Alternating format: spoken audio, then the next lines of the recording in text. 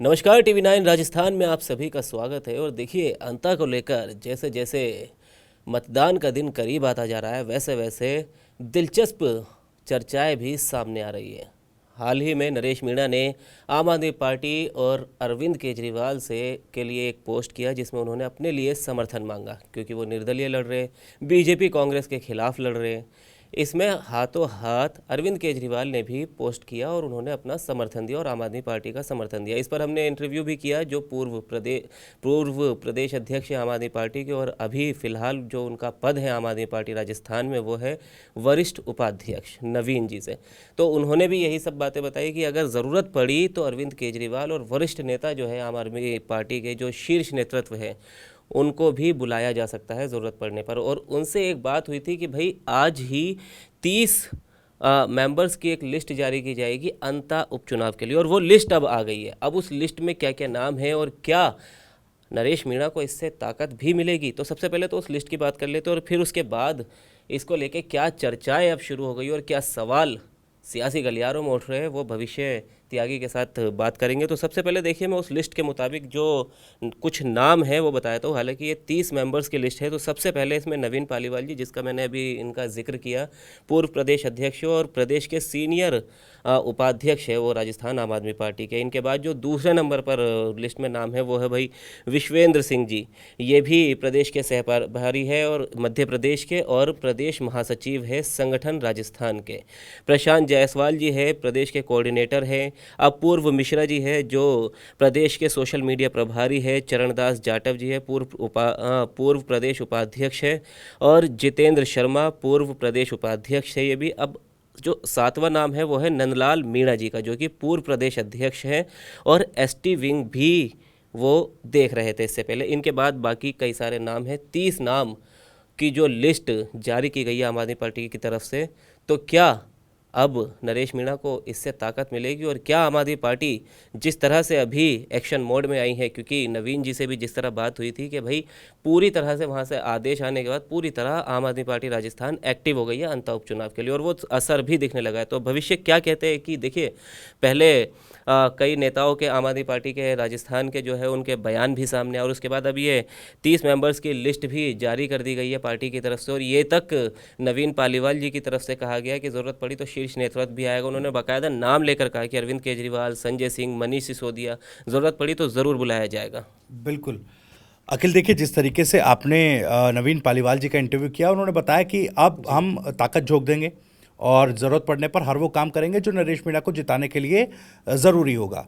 अब जी आप ही के इंटरव्यू में उन्होंने कहा था कि आज शाम तक जो है ये लिस्ट जो है वो जारी कर दी जाएगी। कोऑर्डिनेशन कमेटी जो है आम आदमी पार्टी ने बना दी है और ये लिस्ट, और 30 नहीं, इसमें 31 नाम है जो आप जी 31 इसमें नाम शामिल किए गए हैं।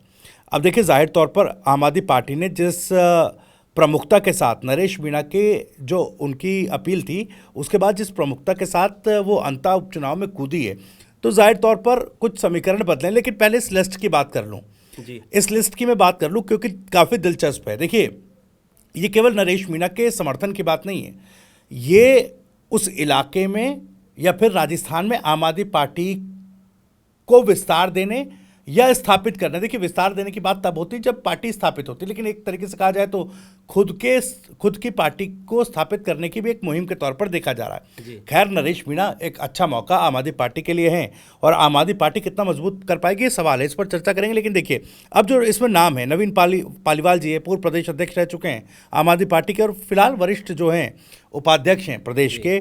विश्वेंद्र सिंह जी जो सह प्रभारी मध्य प्रदेश के हैं और यहाँ पर संगठन महासचिव हैं प्रदेश में। प्रशांत जायसवाल जो आपने कहा प्रदेश कोऑर्डिनेटर। इस तरह के कई नाम है, 31 नाम है, और उसमें जो आखिर में 3 नाम दिए गए हैं उसमें तो देखिए केवल मोबाइल नंबर दिए गए हैं, उसके पोस्ट का भी जिक्र नहीं। लेकिन इसमें एक दिलचस्प बात यह है, जो लोग सवाल भी खड़ा करेंगे कि ऐसे 21 नाम इस लिस्ट में हैं जिनके सामने उनकी पोस्ट के आगे पूर्व लगाया गया है, यानी वो मौजूदा किसी पद पर नहीं है। हाँ, वो पार्टी का हिस्सा जरूर है, प्राथमिक सदस्य जरूर है, और पहले उनके पास पद भी था। जब आपको याद होगा, हनुमानगढ़ में जो एक चुनाव लड़ा था, उपचुनाव, उस वक्त, माफ कीजिएगा, मेरे ख्याल से विधानसभा चुनाव के वक्त, 23 में, तो उस वक्त जो संगठन तैयार किया था उन्हीं सदस्यों को शामिल किया गया। लेकिन अभी पार्टी की कार्यकारिणी पूरी नहीं है, इसीलिए आनन फानन में ये लिस्ट तैयार की गई है, क्योंकि अभी कार्यकारिणी तैयार नहीं, लेकिन लोगों को कह दिया गया भाई आप करिए, आप प्रचार में जुटिए। अब वो टीम तैयार कर दी गई है, तो देखना होगा कि ये पूर्व पदाधिकारियों की, ज़्यादातर जो पूर्व पदाधिकारी हैं, ये कितना मजबूती नरेश मीणा को प्रचार के तौर पर दे पाएंगे, उनके हाथ कितने मजबूत कर पाएंगे। अब चूंकि सवाल उठते हैं भाई, ये भी हम सवाल पूछ रहे थे कि आम आदमी पार्टी तो इंडिया गठबंधन में शामिल थी, जी जी अब यहाँ पर गठबंधन धर्म तोड़कर नरेश मीणा के साथ आ गई है। तो देखिए, इसका सीधा सवाल तो ये है कि पार्टी अपना विस्तार देख रही है, अपना एक किस तरीके से स्थापित हो पाए, खास करके ये मौका जो हाड़ौती में मिला है, इस मौके के जरिए किस तरीके से नरेश मीणा को साथ लेकर स्थापित हो पाए। अगर ये एक्सपेरिमेंट जो है नरेश मीणा के साथ वो सफल हो पाता है, तो आम आदमी पार्टी को जाहिर तौर पर एक एस्केलेशन ज़रूर यहाँ से मिल पाएगा कि अब आगे की राजनीति वो नरेश मीणा को साथ लेकर या उनके सहारे जो है वो कर पाएंगे।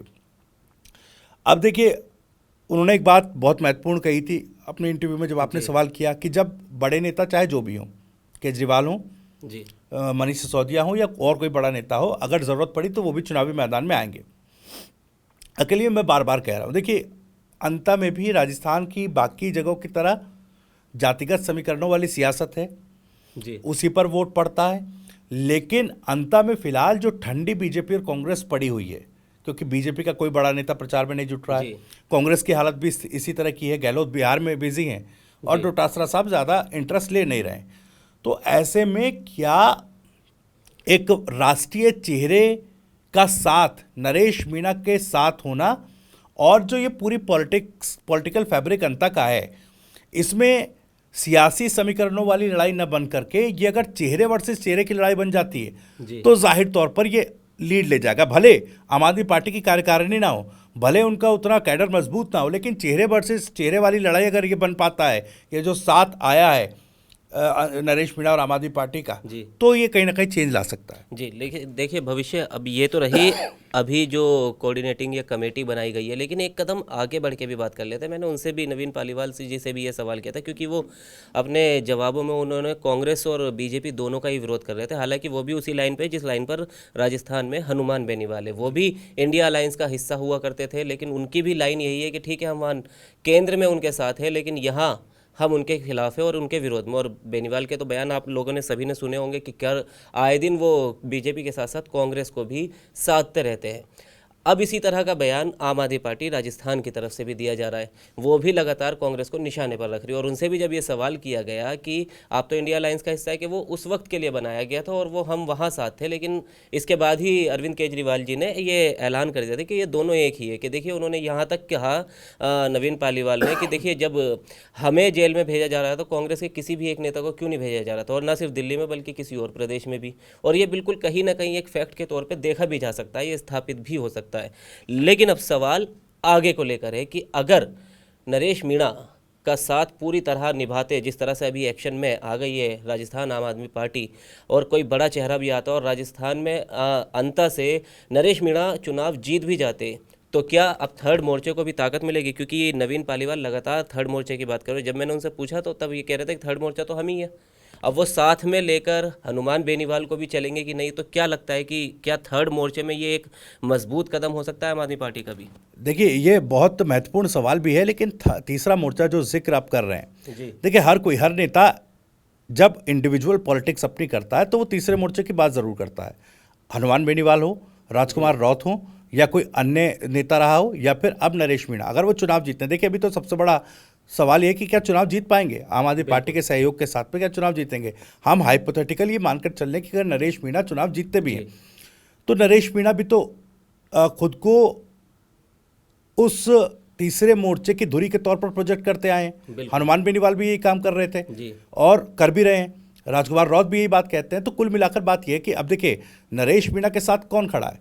नरेश मीणा के साथ हनुमान बेनीवाल नहीं है। हनुमान बेनीवाल को तो उन्होंने मर्द और नामर्द की एक ललकार देकर नरेश मीणा ने बड़ी बात कह दी। ओम बिरला से सेटिंग तक का बयान उन्होंने कह दिया था। राजकुमार रौत तो खुद अलग हो गए, उन्होंने कहा कि भाई नाम किसी के समर्थन में ना किसी के विरोध में। तो फिर सवाल ये उठ रहा है कि जब हर कोई नेता ये चाहता है कि अगर तीसरे मोर्चे की कोई नींव भी पड़े तो उसकी धुरी वो हो, तो ऐसे में अभी स्थिति ऐसी नहीं बन रही कि लोग साथ आ पाएंगे। तो ये बड़ा दूर की कौड़ी नजर आती है कि अगर नरेश मीणा चुनाव जीतते हैं तो भी क्या वो एक तीसरे मोर्चे की गुंजाइश है? हाँ, जीतने के बाद अगर नरेश मीणा जीतते हैं तो मौजूदा जो स्थिति हनुमान बेनीवाल राजकुमार रौत की है, जो उनका टेक अभी है जी नरेश मीणा को लेकर, क्या वो मानसिकता या फिर वो परसेप्शन हनुमान बेनीवाल का, राजकुमार रौत जैसे नेताओं का, बाकी छोटी पार्टियों का नरेश मीणा को लेकर बदलता है, तब कहीं वो संभावना जरूर एक दिखाई देती है। और राजनीति में कभी कोई हमेशा के लिए कोई दोस्त और दुश्मन नहीं होता है। तो अगर चुनाव जीत जाते हैं तो शायद वो थोड़ी बातचीत और उस दिशा में आगे बढ़ सके। लेकिन तब भी तो ये सवाल होगा कि उस तीसरे मोर्चे का बड़ा नेता कौन होगा, क्योंकि हर कोई अपने आप को, खुद को सबसे बड़े नेता के तौर पर स्थापित करने की कोशिश में है। आज देखिए हनुमान बेनीवाल ने बीकानेर से हुंकार भरी, क्योंकि बीकानेर से वो अपनी एक नई सियासी राह को आगे बढ़ा रहे हैं। नागौर, और आप ये देखिए जिस तरीके से विधानसभा चुनावों में आरएलपी को झटका लगा, फिर उपचुनाव खीवसर में झटका लगा, तो नरेश मीणा की धरातल वाली पॉलिटिक्स ऐसा लगा खत्म हो रही है। अब वो पुनरुत्थान और विस्तार दोनों एक साथ बढ़ाने की कोशिश कर रहे हैं कि दोनों को एक साथ, कि पुनरुत्थान भी पार्टी का हो जाए और विस्तार भी हो जाए। नागौर छोड़ करके, क्योंकि नागौर पे तो चलिए माना जाता है कि आरएलपी पार्टी का एक वर्चस्व है, उसका गढ़ है। लेकिन बीकानेर में क्या है? अब देखिए बीकानेर में एक खास बात है, बीकानेर से चुरू झुंझुनू वाली जो बेल्ट है, जो जाट बेल्ट है, क्योंकि जयपुर में रहकर के तो सीकर वाली और इधर वाली जाट बेल्ट जो है वो कवर कर लेते हैं, लेकिन बीकानेर से झुंझुनू और जो ये चुरू है, ये पूरी बेल्ट जो 200 किलोमीटर के दायरे में जो बेल्ट आती है उसको कवर करते हैं। और हनुमान बेनीवाल का एक और फैक्टर यहाँ पर यह है कि वो सोच रहे हैं कि अभी जब जनगणना ये जो हो जाएगी, उसके बाद जब अनाउंसमेंट उसका होगा तो डिलिमिटेशन होगा, परिसीमन होगा। परिसीमन के बाद आप ये समझिए जो जो जो रूरल इलाके हैं वहाँ से विधानसभा टूट करके नई विधानसभाएं बनेंगी। तो हनुमान बेनीवाल का फोकस यही है कि बीकानेर, क्योंकि देखिए जयपुर अब पूरी तरीके से एक तरीके से स्थापित है, वहाँ से बहुत ज़्यादा विधानसभा नहीं टूटेंगे। इस तरह के जो शहरी बड़े इलाके हैं वहाँ से बहुत ज़्यादा विधानसभाएं नहीं टूटेंगे, लेकिन जो इस तरह के इलाके हैं बीकानेर, चूरू, झुंझुनू, सीकर, यहाँ से जो विधानसभाओं डिलिमिटेशन के बाद टूट करके नई विधानसभाएं बनेंगी, तो वहाँ जाट बेल्ट को साथ करके वहाँ उन विधानसभाओं में किस तरीके से पहले से होल्ड बनाकर रखा जा सके, उस कवायद में लग गए हनुमान बेनीवाल। तो उनकी वो अपनी अलग लड़ाई है। अभी देखा जाए तो मुझे नहीं लग रहा कि वो तीसरे मोर्चे के बारे में सोच रहे हैं। अभी वो सोच रहे हैं कि कैसे वो फिर से स्थापित हो और पार्टी का विस्तार हो। चलिए खैर, तो देखिए हनुमान बेनीवाल की पार्टी आरएलपी का आज 7वां स्थापना दिवस है। जिस तरह भविष्य अभी बता भी रहे थे और अभी लगातार वो बयान दे भी रहे हैं, वो लगातार लाइव है। खैर, अब बात आम आदमी पार्टी और नरेश मीणा को लेकर कि अगर आम आदमी पार्टी नरेश मीणा को वो मजबूती दे पाती है जिस तरह अभी देना चाह रही है और मजबूती नरेश मीणा को मिलती है, तो क्या समीकरण अंता में बनेंगे, ये हम आपको TV9 राजस्थान पर बताते रहेंगे। तो फिलहाल इस वीडियो में इतना ही, फिर आपके सामने हाजिर होंगे एक नए मुद्दे के साथ। शुक्रिया।